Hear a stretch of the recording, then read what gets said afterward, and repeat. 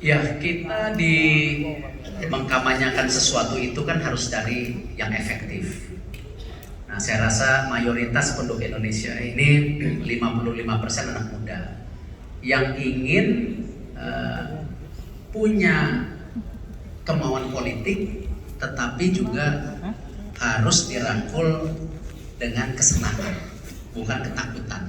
Ya, karena generasi muda ini adalah generasi yang penuh harapan. Ketakutan itu misalnya gimana Pak? Misalnya ketakutan Pak. Saya rasa kembali, kalau ketakutan itu kan contoh, tadi Pak Zul sudah bicara mengenai matahari. Ya memang, ya PAN ini harus mengayomi semua pihak tanpa meninggalkan kekuatan PAN itu sendiri. Apa? Sebagai partai yang punya sejarah besar dalam merubah bangsa ini. Artinya ini adalah sesuatu yang tidak boleh ditinggalkan. Nah, hari ini ketika kita juga dalam transisi perubahan, tadi yang ditanyakan apakah geopolitik, apakah ekonomi, ya kembali PAN itu harus tetap memberikan yang ada di lagu itu, terdepan dalam memberikan harapan tetapi menjadi solusi. Nah, itu kan mudah dicerna, ya kan? Ketika PAN meluncurkan birukan langit Indonesia. Hari ini Jakarta agak suram langitnya. Nah, jadi konteks biru itu penting gitu kan. Nah, artinya apa? Bahwa isu-isu kekinian ini menjadi hal yang penting dan mudah dicerna. Makanya lagunya viral. Apalagi kemarin disampaikan PAN itu adalah partai terdepan dalam mendorong kepemimpinan wanita. Terbukti 37,1% kalau tidak salah itu kepemimpinan di sana. Tetapi bukan berarti yang para senior dilupakan. Kenapa? Kita ini penting. Mentoring di sebuah keberhasilan menjadi kunci. Ya, tidak mungkin sebuah partai ini hanya didorong anak muda saja, tapi tanpa mentoring daripada senior yang punya pengalaman asam garam selama 25 tahun PAN. Nah, ini yang saya rasa konteks kebersamaan ini yang saya rasa penting dalam mendorong sebuah tentu isu-isu ataupun hal-hal yang mudah untuk kepentingan sama-sama menjaga arah bangsa kita kembali. Milih mentor ini juga punya seni nggak Pak Erik? Nah, milih mentor ini penting juga. Kadang-kadang kita merasa ini partai ini mentor ini. Ternyata masuk ke jurang kita ikut mentor ini kan misalnya kan. Ikut abang-abang ini tempel-tempel spanduk aja gitu Pak kan. Nah Pak Erik, gimana caranya kita di tengah banyaknya varietas dan variabel manusia ini kita bisa memilih mentor yang tepat dan baik gitu. Termasuk mungkin Pak Erik juga mungkin bisa share. Siapa mentor-mentornya Pak Erik ini? Saya dalam menjalankan hidup udah pasti banyak mentor.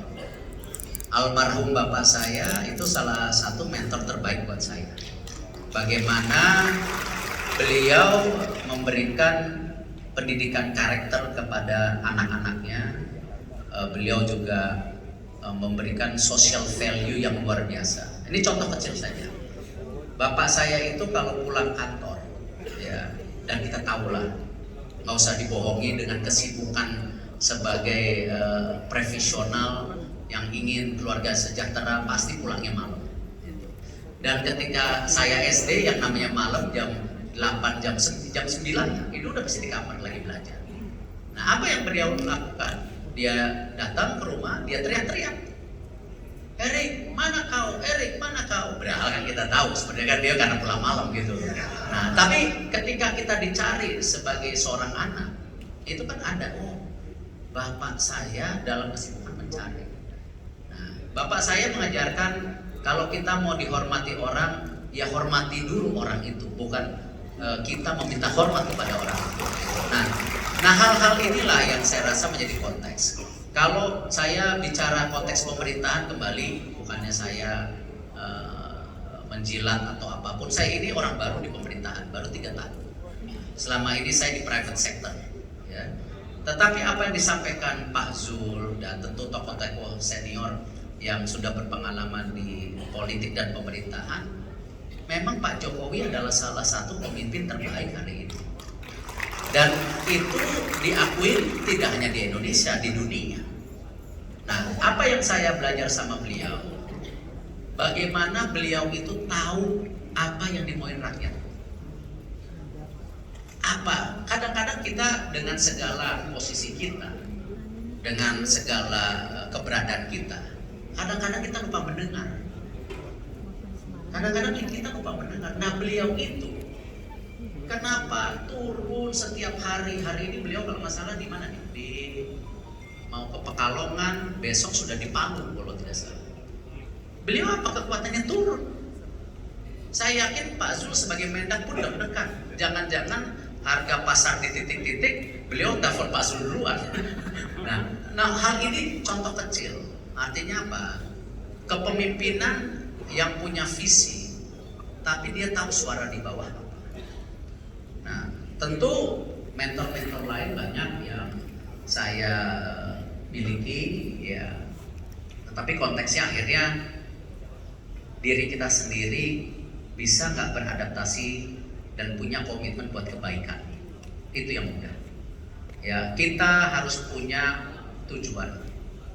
Indonesia bersih, ya Indonesia maju dan Indonesia adil. Dimana kita harus bersih dari korupsi, kita harus berani transparan, ya kita harus lakukan itu. Indonesia maju konteksnya memang kita harus maju. Tidak mungkin kita sebagai negara selalu dibelenggu kemiskinan di bawah rejim yang namanya 350 tahun kolonialisme yang kita dibodohin terus. Kita nggak mau ke situ. Kita harus menjadi negara yang punya kekuatan secara geopolitik. Ya. Dan apa yang adil sama. Kita tidak mau menciptakan pertumbuhan tetapi menjauhkan kesenjangan. Ini yang kita harus jaga. Adil itu harus ada. Adil harus ada di segala lini. Baik di ekonomi, di banyak pihak. Nah itulah saya rasa nafas yang kita sama-sama harus perjuangkan Pak Zul. Pak Zul siapa mentornya Pak? Coba Pak cerita Pak. Bapak ini kan dianggap otodidak sama orang-orang kan. Oh saya dari awal Sekolah sore Pak kalau ini Pak. saya ini saya pesan lagi kawan-kawan ya. Hidup itu belajar, jangan malas. Ini yang di depan saya ini sekolahnya jauh lebih hebat dari saya. Saya lulus PGA, pendidikan guru agama. Tapi mau belajar, mau bekerja keras. Teman-teman di sini lebih hebat. Nah kalau kalian mau belajar, rajin ya Indonesia juga maju. Tapi kalau kita malas ya, saya mulai lulus sekolah, saya sudah tahu apa yang saya mau. SMA, dulu ke level SMA. Saya lihat kok ada orang kaya, orang miskin. Saya termasuk yang miskin. Nah, apa bedanya yang ini kaya saya miskin? Saya lihatin, keliling saya. Loh, yang miskin kok banyak orang Islam. Yang kaya-kaya kok teman-teman saya yang Tionghoa gitu. Nah, saya belajar lagi, lihat lagi. Loh, iya jam 4 udah kerja dia. Orang Islam harusnya jam 4 bangun subuh, bangunnya jam 7 gitu. Ya kan? Ya saya belajar lecture, baca buku, ikut. Sampai yang bidang saya pilih, saya paham betul. Saya tahu apa yang mesti saya kerjakan. Nggak cukup cari mentor. Ada beberapa yang maju itu saya deketin. Gimana Pak? Lu bisa berani juga yang baik, ajari. Mentor saya pertama namanya Ko Ayu. Benar. Ini baru tahu kita nih Pak. Di mana Ko Namanya Ayu? Ko Ayu itu punya pabrik besar sekali. Di mana Pak? Namanya Opalinda Glass dan Mogon. Masih Besar hidup, sekali. Pak? Sekarang enggak. Mungkin rugi atau gimana atau ganti generasi. Jadi waktu saya pertama ketemu, kalau kita mau dagang ambil barang semua jangan. Nanti kamu kalau saya kasih kamu nggak balik lagi, uang saya hilang. Kamu harus berjuang dulu. Nggak bisa saya kasih pinjam satu aja, nggak bisa. Nah, jadi mulai diajar. Ya PDKT saya baru usia 19-20 tahun, 20 tahun. Penghasilan saya waktu itu mungkin kalau uang sekarang 500 juta sebulan. Ya. Baru usia 19 tahun. Zaman itu Pak ya? Iya zaman dulu, kalau sekarang dirupiahkan 500 juta. Saya sudah buka Jakarta tahun 83 belum ada mall, baru ada Melawai Plaza. Saya sudah punya apa tuh tempat. Di Jawa Barat itu belum ada mall, baru ada shopping center, King Shopping Center tahun 83. Saya sudah punya di sana, punya ruangan tuh pameran. Di Jawa Tengah itu nggak ada mall, yang ada pasar, namanya Pasar Peterongan. Kemarin saya ke sana, belum berubah banyak. Saya sudah di sana. Jawa Timur juga sudah. Jadi pertama mentor saya misalnya orang tua saya ya. Karena ibu saya ngajarin saya berdagang usia 6 tahun. Ibu saya tentu juga ada. Nah berikutnya spiritual penting, itu yang merubah banyak saya. Gurunya Bang Hatta, Pak Alimin itu sama, namanya dikenal dulu itu Bang Iman. Nah, itu melatih saya bahwa Islam itu luas. Islam itu pembaharu. Islam itu berproses yang tiada henti. Dan di situ juga mentor yang paling penting, yang membuat kita itu percaya diri. Itu tuh banyak lagi. Yang terakhir ya tentu Pak Jokowi. Saya kagum sama Pak Jokowi, itu luar biasa. Saya Menteri Kehutanan, Pak Jokowi wali kota. Tahun 2010 saya ke Solo, 2011 saya ke Solo, 2 kali atau 3 kali. Dulu saya kasih penghargaan Pak Jokowi itu wali kota terbaik di bidang lingkungan dulu, karena Pak Jokowi merubah pagar-pagar di Solo jadi tanaman, tapi belum mendalam. Jadi bukan pagar makan tanaman, tapi pagar jadi tanaman gitu Pak ya. Jadi pagar-pagar pemerintah dirubuhkan, diganti tanaman, pohon, bunga-bunga gitu. Apalagi sekarang ya, saya juga kalau Pak begini, sebetulnya banyak inspirasi dari Pak Jokowi. Jadi nggak mungkin kita nggak nanya, nggak mungkin kita ilmunya banyak ya Pak. Ilmunya banyak Pak Jokowi. Hah? Iya ya, semoga survei terbaru Pan juga naik gitu kan. Contohnya acara semalam. Bayangkan Pak Jokowi itu acara detik-detik kemerdekaan. Saya kan menterinya Pak SBY, mana mungkin terjadi zaman itu? Lah pakai sepatu cat gimana? Pakai baju adat? Nggak kepikir Pak, nggak ada kepikir. Hah? Kalau dulu gimana dulu? Oh, pakai jas lengkap, nggak pakai jas aja kita suruh pulang. Biar menteri juga. Coba kalau detik-detik kemerdekaan nggak pakai dasi, biar menteri juga pulang. Nggak bisa. Tapi zaman Pak Jokowi udah baju ada, dan itu nyambung. Memang itu yang diinginkan rakyat. MPR DPR itu kan sakral. Oh, kalau Pak Harto jangan main. Kalau sedang MPR kan bisa ganti presiden kan? Zaman Pak Jokowi sidang MPR pakai baju apa? Maluku ya.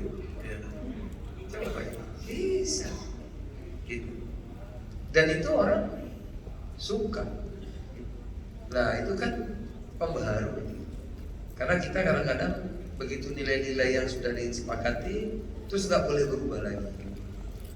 Padahal kan mencari yang abadi itu perubahan itu. Makanya kalau kita kadang-kadang Pan nggak mau memperbaiki dirinya, dia berhenti. Kata Pepe almarhum, orang yang begitu itu namanya mati sebelum ajal. Nah, betul. Dia sudah mati dulu supaya jangan sampai, karena udah berhenti berproses. Kalau kita itu kan berproses itu, jadi itu. Mantap. Tepuk tangan dong untuk Pak Zul dan Pak Erik. Iya, tadi kalau kata Pak Erik kunci politik masih ada berapa waktu Pak? Pak Erik? Bebas, bebas. Negara demokrasi bebas. Ya, biar agak interaktif dikit Pak. Apa kasih Q-nya nggak jelas bos, nggak bisa lihat gua. Apa? Pak Erik 3 periode, apa? Oh, jam 15. Ya. Oke, kita saya jawab lah. Ya. Ayo, kalau kata Pak Erik tadi kuncinya itu tidak hanya punya visi apa jagoan, enggak, mendengar. Nah, kita akan mendengar nih Pak, suara kader-kader Pak. Ya. Jangan Siapa ada aspirasi? iya. Ungkapkan aspirasimu. Ya. Saya jangan minta modal kampanye aja. Bukan udah. Pak, silakan dipilih Pak Zul nih. Kita nggak berani pilih Pak. Pak Zul pilih Pak. Siapa yang pilih? Ya. Nah, ini Gitu. biar Iya. kali ketua panitia ini kan. Ya. Mana Mas Jitan? Kita suruh maju aja kali ya. Coba. Maju. Oke. Maju. Ayo sini. Boleh nanya apa aja asal jangan nama-nama ikan ya Pak. Ya. Maju Pak. Siap. Nah, mantap. Oke. Pak Fauzi Hasan. Dari mana Pak? Dari keluarga baik-baik Pak. Riau, Riau. Wan Maranti, Oh, ada apa hubungannya sama Hasannya ini sama Pak Zul? Jalan Allah. Oh iya. Bapak namanya bukan Fauzi Hasan kan aslinya Pak Fauzi Abdullah kan. Bukan apa aslinya. Nanti kalau Bapak pindah PKB Fauzi Iskandar nanti Bapak. Ya. Oke, langsung Pak, pertanyaan Pak. Kasih izin tuh. Ya, diizinkan Pak, gimana udah dipilih, kenapa juga izin? Ya, Jangan pakai izin dulu Pak, durasi nih Pak. Pak Erik masih terngiang di benak kita dan masih segar di ingatan kita di seluruh bangsa Indonesia bahwa sewaktu Pak Jokowi berkampanye di Indonesia, dia bilang bahwa kita ingin membangun Indonesia ini nawacitanya dari pinggir. Nah, alhamdulillah bahwa kebetulan kita di Indonesia ini ada 58 kabupaten kota menjadi daerah perbatasan. Nah, kami merupakan salah satu daerah perbatasan. Nah, saat ini Kabupaten Pulau Meranti. Nah, di seluruh Indonesia di daerah perbatasan sangat tertinggal, Pak. Sangat tertinggal.